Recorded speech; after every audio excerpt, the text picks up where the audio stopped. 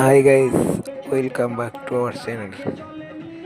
দেখো, আমরা 7 তারিখ পুরুলিয়া অযোধ্যা পাহাড়ের উদ্দেশ্যে রওনা দিয়েছিলাম। আমরা সেখানে এই সকালবেলা ঢুকছি।